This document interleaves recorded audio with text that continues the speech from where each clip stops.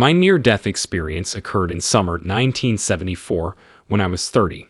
I got a severe headache and was scheduled for a brain tumor screening at the hospital. A few days in the hospital were planned. One doctor blew air into my nape with a needle during the exam. A needle accidentally touched my central nervous system, causing an irregular pulse. The doctor should have ceased treating, but he hit another target. He inserted a needle 5 times despite being authorized to. My central nervous system was destroyed numerous times, leaving me unconscious for a month. I only remember my near-death experience from that month. Now, let me tell you about my amazing spiritual experiences while unconscious. The first thing I noticed was seeing my body from above. I observed the physicians were very busy treating me, but I didn't understand because I felt light and had no discomfort or issues. My evidence showed the soul may exit the body. I recall hovering over the treating doctor. He laid in bed after work when I peeked in. I could tell he was nervous by his tense tics and telepathically thinking of me. I felt terrible for him and thought, I wish I could straighten all the nervous tics, since I felt beautiful. I saw him go to the toilet several times and remember his urinating issues. His home and furniture caught my eye while I was there. After recovering, I told him about my visit. I discussed his home, furniture, and urination. All I said was true, shocking him. After recovering, I visited him and found everything as I remembered. I asked to use his toilet. He stood to show me where it was, but I said I had been there as a soul. After hovering on Earth, I entered a tunnel. A brilliant light shone at the end of the tunnel, not linked to terrestrial light. My destination was serene. I assumed the Earth was a raw film because it was so gorgeous. Film isn't created until we cross, and everything will be in magnificent colors not found on Earth. A lovely field appeared. Flowers and colors were too amazing for our brains. Flowers and everything on Earth are pale compared to the colors I saw in the spiritual realm. People we say are dead stood alive before me, although they seemed younger than on Earth. Meanwhile, their features were fogged. I knew it was them. Telepathically, I was told it was not the correct time to approach them, so I retreated. I had many spiritual experiences afterward. They were connected like bits from a movie. In one film, I spotted an arch portal. It felt like life's arch. It was modest and uncomplicated. That arch opened so I could peek in. I realized life's purpose. I couldn't believe I hadn't thought of it because it was so straightforward. Simple enough for a youngster to understand. My life meaning has escaped me. I can't explain my knowledge, but I know life has value. After discovering life's meaning, I flew. After that, I saw snippets from prior life. Growing up in a non-believer family, I never considered reincarnation. Always sensed Jesus in my heart. My Indian life was evident. My strength was immense. I felt like a man after experiencing Indian life. Living in tune with nature was great. Later in life, I was at war with others and fell into a hole among dead people, but I was alive. The smell where I laid was revolting. Then the pace changed. I flew above an open-armed Christ. I had another existence. I lived in a pole-mounted bast hut. No furniture, merely mats on the floor. We were 6 lovely females. Wonderful time. We went to satisfy men, but it was polite. We matched nature. Another clip followed. I realized I was aristocratic in France. I was haughty and unlikable. I was a large girl in white. My family and I were about to be executed. Many filthy people ridiculed and spit on us. I thought, mob. A clip followed. I must have been beheaded. The mob walked with a wooden vessel to wash away blood and grime. Another clip followed. There was silence and the sun shone. That existence was horrible. A kind creature then showed me my current life. I sensed a caring presence behind my left shoulder.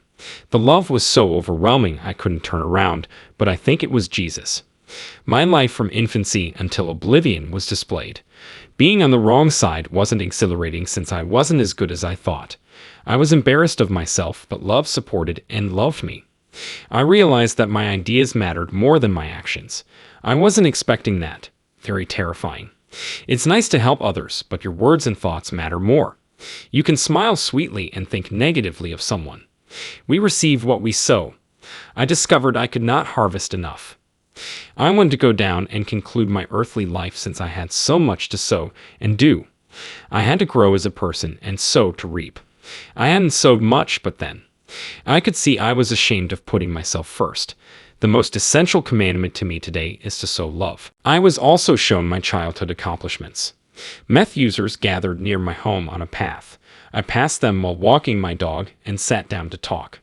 I wanted to be with them and told them Jesus loved them. They were astonished. I knew Jesus loved meth drinkers, and I felt they loved me deeply for who I was. I cleaned for them at their homes. I bought flowers to cozy their wooden hut in the moor, and I adored it. I liked being with them. I was shown all this again, and it counted as one of my life review positive actions. An experience from my childhood when I was 10 or 11 came back. This episode caused a father profound and deep psychic wound. As a child, I did everything to satisfy my father. When I viewed my life review after my near-death experience, I realized why he suddenly distanced himself from me. While attending my paternal grandfather's birthday, I saw myself. I spontaneously declared I didn't want to leave because Grandpa would die. I got my only slap in the face, and my father was terrified. I still didn't want to go, but my headache permitted me to remain home. 10 minutes to 10, the living room clock stopped. I went to bed at 1:30 because I realized, well, now Grandpa is dying. My folks arrived. My father entered my room and looked strangely at me. He said, "Grandpa is dead." I didn't find it strange because I knew he would die, but my father was surprised. From then on, he seemed terrified of me and avoided me. Some blocking occurred. I did everything to please him, but my life evaluation revealed why he was distant. I realized in the spiritual dimension that I needed to return to Earth to finish a lot. A caring presence was only felt, not seen. A kind of soul or spirit. I didn't remember what I had to return to in life either. My first thinking was, I can easily endure that. I was so strong because I had that loving being at my side. But the loving being slowly left, and I was sent back through the tunnel. I arrived sooner. I visited my body in the hospital. From under the ceiling, I saw the physicians treating me. I was scared. I dared not. I resisted. Returning to the body didn't appeal. I wanted to stay in the spiritual world since I was happy and fine. But coming back seemed like being in a straitjacket, which was horrible. After I could move, the awful pain began. I felt no cold or warmth. Pain and spasms were all I felt. I felt like I was split into two people, one in the body with all the suffering, and the other in the spiritual experiences that lived so strongly in me. When I returned to the body, I imagined I would be great from then on. That wasn't it. My character hasn't improved. I make countless mistakes daily. However, I am aware of my ideas and know that love and positive thoughts matter on Earth. I've learned how vital it is to love, send loving thoughts, help, be present, and listen.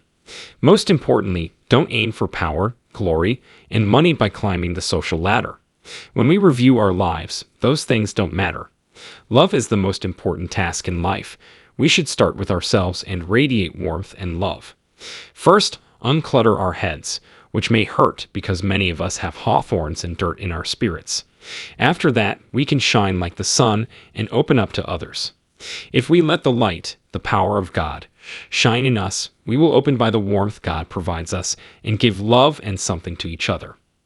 Today, many individuals commit suicide. I understand.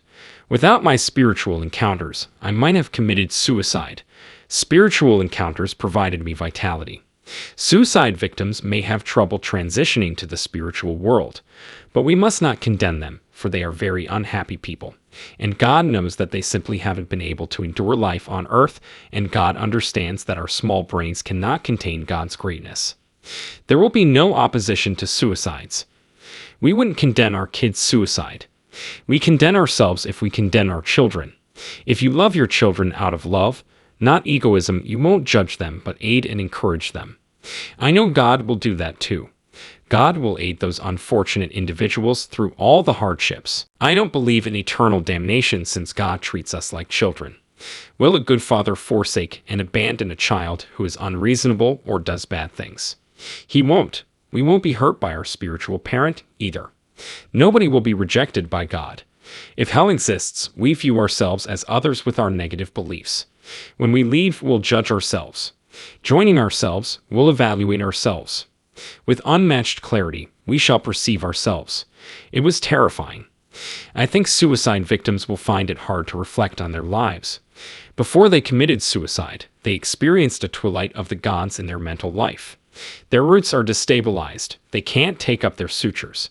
They can't pinpoint their issues. They subconsciously suppress their inner chaos because they can't handle it. God will help them be free and protect their spirits. Yes, definitely. Spiritual experiences have taught me not to judge others. We have no right to that. I learned not to judge others after seeing how impure I was. We get it back. We get back whatever we send. When will we assess our lives if not now? Nor should we advise others how to live. We're not allowed that. One of the nicest things we can do is send them love. When others do wrong, we shouldn't judge them. Nobody knows better, so how could they? They didn't experience themselves like I did until I crossed over. Neither did I realize how I was. Never judge others. Attempt to understand. God is great and wants to talk to us. God has trouble reaching us since we're egoistic and materialistic. We hinder him. All the world's evil is not God's plan. Wars are caused by human egoism and self-centeredness. We have good and evil. Our job is to stop evil. We are responsible for our life on earth. We should quit trying for so much on earth because we are only here temporarily. It felt like life on earth was a second during my life review. We act like we'll be here for centuries.